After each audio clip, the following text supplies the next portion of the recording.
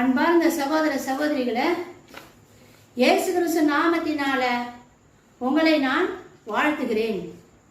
சென்ற நிகழ்ச்சியில் நம்ம என்ன பார்த்தோம்னா, பரலோகத்தில் 8வது அதிகாரம் 1வது வசனம், பரலோகத்தில் அரை மணி நேரம் அமைதல் உண்டாயிற்று அப்படின்னு யோவான் சொல்றாரு. அந்த செய்தி பற்றி கடந்த வீடியோவில் நம்ம பார்த்தோம். இப்போ நம்ம என்ன பார்க்க போறோம்னா, ஏன் எக்காலங்கள் ஊதப்படுகிறது. ஏழு தேவ தூதர்கள் 7 எக்காலங்களை ஊதப்பட போறாங்க. அப்போ எக்காலங்கள் எதுக்கு ஊதுறாங்க, என்ன காரணம், எதுக்கெல்லாம் ஊதுவாங்க, எக்காலம் ஊதுறதுனுடைய நோக்கம் என்ன அப்படின்றத செய்தியை இப்ப நம்ம பார்க்கலாமா. வெளிப்படுத்தின விசேஷம் 8வது அதிகாரம் 2வது வசனம், பின்பு தேவனுக்கு முன்பாக நிற்கிற 7 தூதர்களையும் கண்டேன். அவர்களுக்கு 7 எக்காலங்கள் கொடுக்கப்பட்டது. ஏன் எக்காலம் ஓதப்படுகிறது, அதாவது அவர்களுக்கு 7 எக்காலங்கள் கொடுக்கப்பட்டது அப்படின்றாங்க. இப்போ என் கையில ஒரு பொருளுமே இல்லை, இப்போ இன்னொருத்தர் என் கையில ஒரு பொருள் கொடுத்தா தான் அந்த பொருளை நான் வாங்கிக்க முடியும். அப்ப தேவ தூதன்கிட்ட பொருள் எதுவுமே இல்லை, ஆனா யாரோ கொடுக்குறாங்களாம். இங்க வசனம் அப்படிதான் சொல்லுதுங்க. அவர்களுக்கு 7 எக்காலங்கள் கொடுக்கப்பட்டது. அப்போ ஒருத்தருக்கும் ஒரு எக்காலத்தை கொடுக்குறாங்க. யார் கொடுக்குறாங்க அப்படின்றத வசனத்துல சொல்லலைங்க. ஆனா 7 எக்காலங்கள் கொடுக்கப்பட்டது. யாரோ கொடுக்குறாங்க. அப்பா அவங்க சாந்தல நிப்பாங்க போலகுது. இன்னொருத்தர் கொண்டு அந்த எக்காலத்தை அவங்க கையில கொடுப்பாங்க போலகுது, தேவதூதர்கள் கையில. நம்ம அப்படிதான் புரிஞ்சுக்கணும். ஏன் எக்காலங்கள் ஓதப்படுகிறது, எக்காலங்கள் ஓதப்படுவதின் காரணம் என்ன என்கின்ற கேள்விக்கு நாம் வேதத்தின் வசனங்களின் மூலமாக தெரிந்து கொள்வோம். எக்காலம் ஏன் ஓதப்படுது, என்ன காரணம் அப்படின்றத வேதத்தின் அடிப்படையில வசனத்தின் மூலமாக அந்த கருத்தை நம்ம தெரிஞ்சுக்கலாம். இப்ப 7வது முத்திரை உடைக்கப்படும் பொழுது 7 எக்காலங்கள் தேவதூதர்களுக்கு கொடுக்குறாங்க பாத்தியா. இது உபத்திரவ காலத்துல கொடுக்கக்கூடிய காரியம் எக்காலங்கள். இதுக்கு ரிலேட்டிவா, இதுக்கு தொடர்பா இருக்கிற வசனங்களை மட்டும் தான் எடுத்து சொல்ல போறேன். நிறைய எக்காலங்கள் வேதத்துல கொடுக்கப்பட்டிருக்குது, ஊதுறாங்க.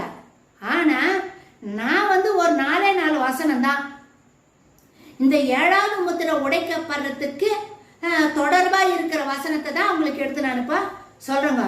யாத்திராகமா 19வது அதிகாரம் 16வது வசனம் என்ன சொல்லுதுன்னா, 3ஆம் நாள் விடியற் காலத்தில் இடி முழக்கங்களும் மின்னல்களும் மலையின் மேல் கார் மேகமும் மகா பலத்த எக்கால சத்தம் உண்டாயிற்று.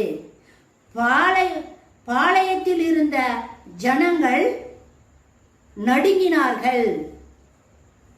19வது அதிகாரம் 19வது வசனம், எக்கால சத்தம் வர வர மிகவும் பலமாய் ஒலித்தது.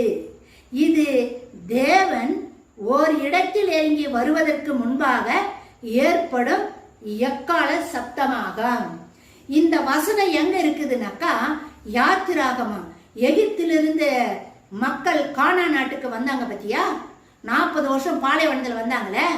அந்த வர வழியில நம் ஆண்டவராகிய தேவன், பிதாவாகிய தேவன் சீனாய் மலை மேல இறங்கி வராரு. ஏன்னா மோயிஸ் கேட்கிறாரு, ஆண்டவரே கடவுளை பார்க்கணும் அப்படின்னு இந்த ஜனங்கள்லாம் கேட்பாங்க, உங்களை வெளிப்படுத்துங்கன்னு சொல்றாரு. அப்ப ஆண்டவர் இஸ்ராயல் மக்களுக்கு தன்னை வெளிப்படுத்துறாரு. கடவுள் யாரா இருக்கிறாரு, நான் யாரா இருக்கிறேன் அப்படின்றத மக்கள் எல்லாம் பார்க்கட்டும் அப்படின்றத வெளிப்படுத்துறாரு. எங்க வெளிப்படுத்துறாருன்னா சீனாய் மலை மேல. சீனாய் மலை மேல தேவன் இறங்கி வரும் பொழுதுதான் இந்த எக்கால சத்தம், இடியும் சப்தங்களும், இடி முழக்கங்களும், மின்னல்களும் உண்டாச்சு அப்படின்னு நம்ம பார்க்கிறோம். வர வர தேவன் அந்த சீனாய் மலை மேல இறங்கி வர வர வர வர எக்கால தோனி பலமா ஒழிச்சிச்சு அப்படின்னு வசனம் சொல்லுது. அப்படின்னா எக்காலங்கள் ஊதுறாங்க. இப்ப இந்த இடத்துல எக்காலங்கள் எதுக்கு ஊதுறாங்க அப்படின்னா தேவ பிரசன்னம், தேவன் ஒரு இடத்துல இறங்கி வராரு அப்படின்னா அதுக்கு முன்பாகவே இந்த எக்காலங்கள் ஓதப்படும். இந்த மலை மேல ஓதன இந்த ஜனங்கள் கேட்ட எக்காலம் தேவ தூதர்களால் ஓதப்பட்ட எக்கால சத்தம். இது சீனாய் மலை மேல தேவன் அக்கினியாய் இறங்கி தன்னுடைய மக்களுக்கு தன்னை வெளிப்படுத்தி காட்டும் பொழுது தேவ தூதர்கள் எக்காலங்களை ஊதினாங்க. அப்போ தேவ பிரசன்னத்துக்கு முன்னாடி எக்காலங்கள் ஓதப்படும் அப்படின்ற அர்த்தமா. யோசுவாவின் புஸ்தகம் 6வது அதிகாரம் 13-16 திருவசனங்கள் என்ன சொல்லுதுன்னா, 7 எக்காலங்களை பிடித்திருக்கிற 7 ஆசாரியர்களும் எக்காலங்களை ஊதிக்கொண்டே கர்த்தரின் பெட்டிக்கு முன்பாக நடந்தார்கள். யுத்த வீரர்கள் அவர்களுக்கு முன்னாலே நடந்தார்கள். 6:16 ஏழாம் தரம் ஆசாரியர்கள் எக்காலங்களை ஊதுகையில் யோசுவா ஜனங்களை நோக்கி, ஆர்ப்பரியுங்கள், பட்டணத்தை கர்த்தர் உங்களுக்காக ஒப்பு கொடுத்தார் அப்படின்னு யோசுவா சொல்றாரு. இந்த எக்காலம் இது பூமியில ஆசாரியர்கள் ஊதுற எக்காலம். சீனாய் மலை மேல வந்தது தேவ பிரசன்னம், தேவ தூதர்களால் ஓதப்பட்ட எக்காலம். இங்க யோசுவா இந்த பூமியில ஆசாரியர்கள் உடன்படிக்கை பெட்டி எடுத்துட்டு போறாங்க இல்லையா, அதுக்கு முன்னாடி எக்காலங்களை ஓதுறாங்க. 7 ஆசாரியர்கள் அந்த எக்காலங்களை ஊதும் பொழுது 7வது முறை யோசுவா என்ன சொல்றாரு, 7வது எக்காலம் ஓதப்படும் பொழுது ஆர்ப்பரியுங்கள், ஏன்னா இந்த பட்டணத்தை கர்த்தர் உங்ககிட்ட ஒப்பு கொடுத்துட்டாரு. அதாவது யுத்தத்துக்கு போறதுக்கு முன்னாடியே எக்காலங்கள் ஓதப்படுது. யுத்தத்துக்காக ஓதப்படுகிற எக்காலங்க. கடவுள் அந்த யுத்தத்துல இஸ்ராயல் மக்களுக்கு வெற்றி கொடுக்கிறாரு. யுத்தத்துல வெற்றி கொடுக்கறதுக்கு அடையாளமாகத்தான் போருக்கு போறதுக்கு முன்னாடி எக்காலங்கள் ஓதப்படுது. ஆமோஸின் புஸ்தகம் 3வது அதிகாரம் 6வது வசனம், ஊரில் எக்காலம் ஊதினால் ஜனங்கள் கலங்காதிருப்பார்களோ,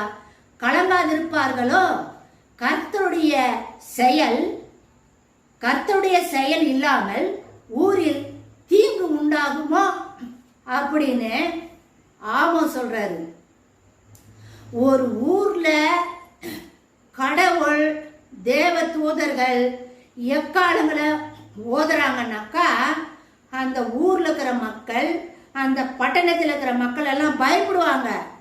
ஏன்னா ஏதோ தீமை நடக்க போகுது, ஏதோ தண்டனை நடக்க போகுது, அதுக்காக தான் எக்காலங்கள் ஓதுறாங்க அப்படின்னு அந்த பட்டணத்தில் இருக்கிற மக்கள், ஊர்ல இருக்கிற மக்கள் எல்லாம் கலங்குவாங்களாம், பயப்படுவாங்களாம். இது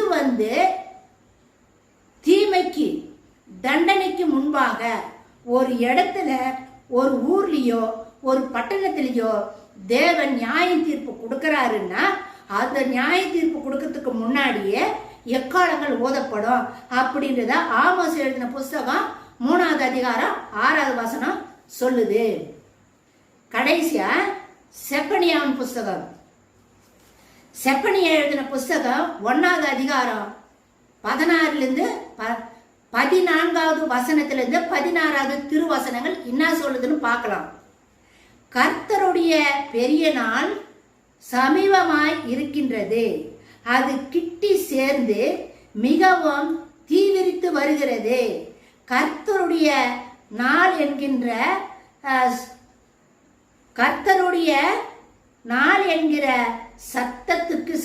சத்தத்துக்கு பராக்கிரமசாலி முதலாய் அங்கே மனம் கசந்து அலறுவார்கள். 15வது வசனம். அந்த நாள் உக்கிரத்தின் நாள். அந்த நாள் அப்படின்னு சொல்லி சொன்னாவ நம்ம வேதத்துல முழுதுமா ஆதி ஆகமத்துல இருந்து வெளிப்படுத்தின விசேஷம் வரைக்கும் அந்த நாள் அப்படின்ற ஒரு வார்த்தை வருது பத்தியா, அது எதை குறிக்குதுன்னா கடைசி காலத்தை குறிக்கிற வார்த்தை. அந்த நாள் அப்படின்னா கடைசி நாள் அப்படின்ற அர்த்தங்க. அந்த நாள் உக்கிரத்தின் நாள், அது இக்கட்டும் இடுக்கமுமான நாள், அது அழிவும் பாழ்கடிப்புமான நாள், அது இருளும் அந்தகாரமுமான நாள், அது மப்பும் மந்தாரமுமான நாள். 16வது வசனம்.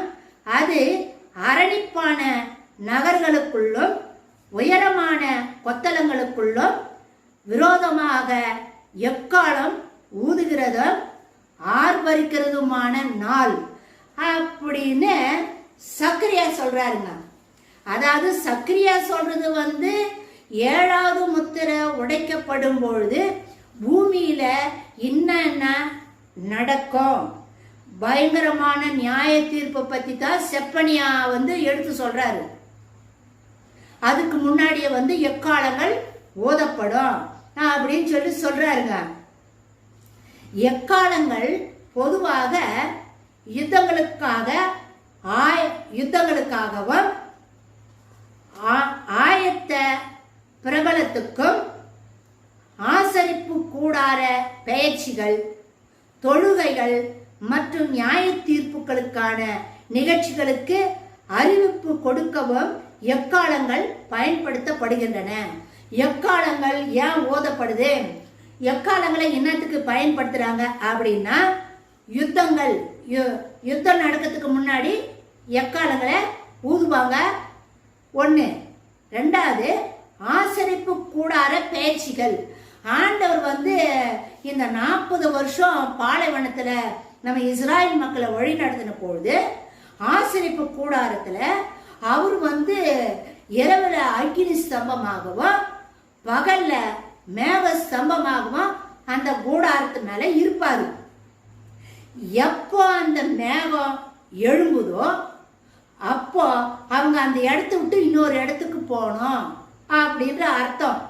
அப்போ மேகம் கூடாரத்தை விட்டு மேலே போயிடுச்சுன்னா அங்கே ஆசரிப்பு கூடாரம் போட்டுருந்தாங்க பார்த்தியா, அந்த ஆசரிப்பு கூடாரத்தை எல்லாம் பிரிச்சுக்கிட்டு எடுத்துக்கிட்டு போகிறதுக்கு ஆயத்தமாகறதுக்கு அதாங்க ஆசரிப்பு கூடார பெயர்ச்சிகள். இடம் விட்டு இடம் பெயர்த்து போகிறது ஆசரிப்பு கூடார இடப்பெயர்ச்சிகள், தொழுகைகள். இப்போ நம்ம இஸ்ராயல் மக்கள் எகிப்திலிருந்து வரும்பொழுது 40 லட்சம் மக்கள் வந்தாங்க. ஒருத்தர் 2 பேர் இல்லைங்க, 40 லட்சம் மக்கள். நடுவில் ஆசரிப்பு கூடாரம், கிழக்க மேற்க வடக்க தெற்க ஆசரிப்பு கூடாரத்தை சுற்றில 4 பக்கம் அவங்க வாசமாக இருப்பாங்க. கோத்திரமா ஆண்டவர் பிரிச்சு விட்டாரு, அந்த மாதிரி தான் அவங்க தங்கி இருப்பாங்க. இப்போ கடவுளை சந்திக்கணும், எங்க வருவாங்க? ஆசரிப்பு கூடாரத்தாண்ட தான் வருவாங்க. இப்போ கடவுள் மோயிசன் கிட்ட ஒரு செய்தி சொல்றாருனாக்கா, இப்போ மோயிசன் இந்த 40 லட்சம் மக்களுக்கு எப்படி சொல்ல முடியும்? முடியாதுல்ல, பறந்து விரிஞ்சு தானே இருப்பாங்க.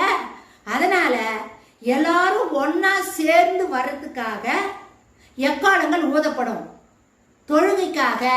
இப்பதான் பெல் அடிக்கிறாங்க, மணி அடிக்கிறாங்க, சத்தம் கேட்குது, சர்ச்சுக்கெல்லாம் போறாங்க. அப்பெல்லாம் பெல்லெல்லாம் இல்லையே, எக்காலங்கள் தான் ஊதுவாங்க. எக்காலம் ஊதுனாக்கா எல்லாரும் வரணும், ஆசரிப்பு கூடாரத்துக்கு முன்னாடி தேவனை தொழுது கொள்ளணும், அதுக்காக எக்காலங்களை பயன்படுத்தி இருக்கிறாங்க. மற்றும் நியாய தீர்ப்புகளுக்கான நிகழ்ச்சிகளுக்கு அறிவிப்பு கொடுக்கவும் எக்காலங்கள் பயன்படுத்தப்படுகின்றன. நியாய தீர்ப்பு நம்ம ஆமோஸ் எழுதின புத்தகத்தில் கூட படித்தோம். எக்காலங்கள் ஊதுனாக்கா பட்டணத்தில் இருக்கிற மக்கள் கலங்காதிருப்பார்களோ அப்படின்னு பார்த்த பத்தியா, நியாய தீர்ப்பு கொடுக்கறதுக்கு முன்னாடி எக்காலங்கள் ஊதப்படும். அப்படி அதுக்காக தான் எக்காலங்களை பயன்படுத்துவாங்க. இது இந்த பூமியில எக்காலங்கள் ஊதத்துக்கு உண்டான காரணங்கள். இது இந்த 7 தூதர்களும் எக்காலங்கள் ஊதுவதற்காக ஆயத்தமானார்கள். இந்த 7 தூதர்களும் எக்காலத்தை ஓதுறதுக்கு ஆயத்தமாயிட்டாங்க. எங்க பரலோகத்துல 7வது முத்திரை உடைக்கப்படும் பொழுது 7 தூதர்களும் எக்காலங்களை எடுத்துக்கொண்டு ரெடியா நிக்கிறாங்க. அதாவது அவர்களுக்கு கையளிக்கப்பட்ட எக்காலங்களை எடுத்துக்கொண்டு முறையாக அவர்கள் ஊதும்படி அவர்களுக்கு குறிக்கப்பட்ட இடத்தில் வந்து நின்றார்கள். அதாவது எந்த இடத்துல எந்த தேவதூதன் வந்து நிக்கணும், அவருக்கு இன்னும் பணி கொடுக்கப்பட்டிருக்குது அப்படின்னு ஒவ்வொருத்தரும் ஒரு குறிப்பிட்ட இடத்த பரலோகத்துல தேவன் நியமிக்கிறாரு. அந்தந்த இடத்துல தேவ தூதர்கள் போய் நிக்கிறாங்க. 7 தேவ தூதர்கள் 7 இடத்துல இருந்துகிட்டு அவங்களுக்குன்னு கொடுத்தாங்க பத்தியா எக்காலங்கள். அந்த எக்காலங்களை பெற்றுக்கொண்டு அவங்க இடத்துல அவரவர்களின் இடத்துல போயிட்டு அவங்க நின்று கொண்டார்கள். எதுக்கு? எக்காலங்களை ஊதுவதற்கு. எப்ப ஊதுவாங்க? 7வது முத்திரை உடைக்கப்படும் பொழுது எக்காலங்கள் ஓதப்படும். சென்ற நிகழ்ச்சியில நம்ம இன்னும் 7வது முத்திரை உடைக்கப்படலமா. சென்ற நிகழ்ச்சியில நம்ம பரலோகத்துல அரை மணி நேரம் அமைதி பத்தி பார்த்தோம். இப்ப தேவ தூதர்கள் எக்காலங்களை பிடிச்சிட்டு இருக்கிறாங்க. எக்காலங்களை பத்தி செய்தி வேதத்திலிருந்து ஒரு சில வசனங்களை உங்களுக்கு நான் கோடிட்டு காட்டணுங்க. இப்போ ரெடி ஆயிட்டாங்க. 7 தேவ தூதர்களும் 7 எக்காலங்களை பிடித்து கொண்டு ரெடி ஆயிட்டாங்க. அடுத்த நிகழ்ச்சி இது அதுக்கு முன்னாடி தூபம் காட்டும் பொற்கலசம் அப்படின்ற செய்தி நம்ம அடுத்த நிகழ்ச்சியில நம்ம பார்க்கலாமா. இப்போ எக்காலங்கள் எதுக்கு ஊதுறாங்க, என்ன காரணத்துக்காக ஓதப்படுது அப்படின்ற செய்தி பத்தி இந்த வீடியோவில் நம்ம பார்த்தோம். அடுத்த வீடியோவில் இன்னும் பல விஷயங்களை நம்ம பேசலாங்க. இன்னும் 7வது முத்திரை உடைக்கப்படல. 7வது முத்திரை உடைக்கப்படுறதுக்கு முன்னாடி உள்ள செய்தி தான் இப்ப நான் பேசினுக்கிறேன். இன்னும் 2-3 செய்திகள் வீடியோ இருக்குது. அதெல்லாம் முடிச்சுட்டு தான் 7வது முத்திரை உடைக்கப்படும் பொழுது, 1ஆம் முத்திரை உடைக்கப்படும் பொழுது பூமியில என்ன நடக்குது, 1ஆம் எக்காலம் ஓதப்படும் பொழுது என்ன நடக்குது, 1ஆம் கலசம் பூமியில ஓற்றப்படும் பொழுது என்ன நடக்குது அப்படின்ற செய்திய இன்னும் 2-3 வீடியோவை பார்த்துட்டு அதுக்கப்புறம் தான் நம்ம 7வது முத்திரை உடைக்கப்பட போற நிகழ்ச்சியை பார்க்க போறோம். அதனால இந்த எக்காலம் ஏன் ஓதப்படுது அப்படின்ற செய்தி எல்லாம் வேதத்துல இன்னும் நிறைய இருக்குதுமா. நான் உங்களுக்கு ஒரு 4 வசனத்தை தான் எடுத்து உதாரணத்துக்கு காட்டி இருக்கிறேன். கடைசி கால நிகழ்ச்சியோடு ஒப்பிட்டு காட்டி இருக்கிறேன். நிறைய இருக்குதுங்க. நீங்க வேதத்துல எடுத்து இன்னும் படிங்க. உங்க ஃப்ரெண்ட்ஸுங்களுக்கு சொல்லுங்க. சப்ஸ்கிரைப் பண்ணுங்க, லைக் பண்ணுங்க. நான் கொடுக்குற செய்தி தமிழ் பேசுறவங்களுக்கு தமிழ்ல தான் செய்தி. கொஞ்சம் நீங்க தமிழ்ல நீங்க டிரான்ஸ்லேஷன் பண்ணுங்க அப்படின்னு ஒரு சிலர் கேட்டு இருந்தாங்க. அதுக்காக வேண்டிய என்னுடைய வீடியோ எல்லாமே டிஸ்கிரிப்ஷன்ல இங்கிலீஷ்ல கொடுத்துட்டு வரேங்க.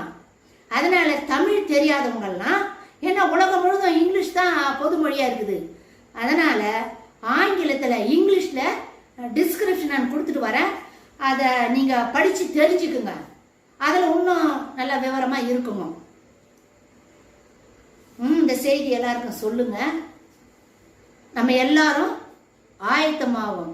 நம்ம ஆண்டவராகிய இயேசு கிறிஸ்து அது சீக்கிரமாக இந்த பூமிக்கு வரப்போறாரு. கைவிடப்படக்கூடாதுங்க. உபத்திரவ காலத்தில் நம்ம போய் மாட்டிக்க கூடாது. ரொம்ப கொடூரமா இருக்குமா. 7வது முத்திரை உடைக்கப்படும் போதெல்லாம் நம்ம பார்க்க போறோம் அந்த கொடூரம் எப்படி இருக்குன்றத. அதனால நம்ம உபத்திரவ காலத்துல அகப்படக்கூடாதுங்க. புத்தி உள்ள கன்னியர்களை போல நம்மளும் ஜபம் பண்ணி ஆயத்தமாக இருப்போம். நம்ம குடும்பங்களை ஆயத்தப்படுத்துவோம், நம்ம பிள்ளைகளை ஆயத்தப்படுத்துவோம், நம்ம சொந்த பந்த இன மக்களை ஆயத்தப்படுத்துவோம், நம்ம ஃப்ரெண்ட்ஸுங்களை ஆயத்தப்படுத்துவோம், நம்ம சர்ச் மெம்பர்ஸ் எல்லாம் ஆயத்தப்படுத்துவோம். இந்த செய்தி யாரெல்லாம் ஆர்வமா கேட்குறாங்களோ அவங்களுக்கும் சொல்லி அவங்களையும் நம்ம ஆயத்தப்படுத்துவோம். இயேசு கிறிஸ்து ரத்தத்தினால ஒரு மனிதனுடைய பாவம் கழுவப்பட்டா மட்டும்தான் பரலோகம் போக முடியும். இயேசு கிறிஸ்துனுடைய ரத்தத்தினால ஒரு மனிதனுடைய பாவம் கழுவப்படலைன்னா பரலோகம் போக முடியாது, சிவலோகம் போக முடியாது, வைகுண்டம் போக முடியாது. எல்லாமே ஒரே இடம்தான். அங்க இருக்கிறது இயேசு சாமி மட்டும்தாங்கிறாரு. அங்க போனோம்னா இயேசு கிறிஸ்து ரத்தத்தினால ஒரு மனிதனுடைய பாவம் கழுவப்பட்டு இருக்கணும். சரிங்க, இயேசுவை நான் உள்ளத்துல ஏத்துக்கிட்டேன், ஆனா நான் நல்ல இரக்க செயல்கள் எல்லாம் செய்யறேன் அப்படின்னு சொல்லிட்டு நிறைய பேர் தானம் தர்மம் எல்லாம் பண்றாங்க. பண்ணிட்டு பாவமான காரியத்தில் இருப்பாங்க. ஏன்னா அவங்க கிட்ட நிறைய பணம் இருக்கும், பரலோகத்துக்கு போகணுமே, இந்த மாதிரி எல்லாம் தானம் தர்மம் எல்லாம் நம்ம செஞ்சாக்கா நம்ம பரலோகம் போயிடலாம் அப்படின்ற எண்ணத்துல அவங்க தானம் தர்மம் எல்லாம் செய்யறாங்க. பரலோகத்துக்கு போயிடலாம், இந்த கர்மம் நீங்கிடும், இந்த பாவம் நீங்கிடும் அப்படின்னு சொல்லி செய்யறாங்க. அப்படியெல்லாம் செஞ்சா பரலோகம் போக முடியாதுங்க. முதல் ஒரு மனிதனுடைய பாவம், நம்ம பாவத்துக்கு பரிகாரம் யார் பண்ணது? இயேசு சாமி தான் பண்ணாரு. நம்ம பாவத்தை அவர் சுமந்து அவர் பரிகாரம் பண்ணி முடிச்சிட்டாரு. அவருடைய ரத்தத்தினால நம்ம கழுவப்பட்டா மட்டும்தான் பரலோகம் போக முடியும். இந்த பூமியில நீ எந்த மூல முடுக்குல நீ யாரா இருந்தாலும் ஒரு மனிதனுடைய பாவம் இயேசு கிறிஸ்துனுடைய ரத்தத்தினால கழுவி சுத்திகரிக்கப்பட்டா மட்டும்தான் பரலோகம் போக முடியும், சிவலோகம் போக முடியும், வைகுண்டம் போக முடியும். இல்ல கட்டி போக முடியாது. தான தர்மம் செஞ்சுட்டு பாவத்திலேயே இருந்தா போக முடியாது. நிறைய பணக்காரங்கெல்லாம் தான தர்மம் செய்வாங்க, ஆனா பாவத்தில் இருப்பாங்க. தான தர்மம் செஞ்சுன்னா பிரயோஜனம்? பாவம் கழுவப்படலையே. ஏன்னா பரலோகம் பரிசுத்தமான இடம், பரிசுத்த தேவன். பரிசுத்தமுள்ள இடத்துக்கு போனோம்னா நம்ம பரிசுத்தமா இருந்தாதான் அந்த இடத்துக்கு போக முடியும். நம்ம பரிசுத்தம் இல்லைன்னா பரிசுத்தமான இடத்துக்கு போய் சேர முடியாதுங்க. அப்ப நம்ம பரிசுத்தம் ஆகணும்னா இயேசு கிறிஸ்துனுடைய ரத்தத்தினால நம்ம பாவங்கள் கழுவப்பட்டிருக்கணும். அந்த கழுவப்பட்ட நிகழ்ச்சி தான் ரட்சிப்பு அப்படின்னு சொல்லி சொல்றதுங்க. அதனால இந்த செய்திய எல்லாருக்கும் சொல்லுங்க. நம்ம ஆண்டவராகி இயேசு கிறிஸ்து இந்த பூமிக்கு ஏன் வந்தாரு, எதுக்கு வந்தாரு, ஏன் அவர் பாடுபட்டாரு, ஏன் சிலுவையை சுமந்தாரு, எதுக்கு கசையடிப்பட்டாரு, ஏன் ரத்தத்தை சிந்தனாரு அப்படின்ற செய்தியெல்லாம் அடுத்து உங்களுக்கு தெரியாதவங்களுக்கு நீங்க சொல்லுங்க. அடுத்த வீடியோவில் நம்ம பார்ப்போம்.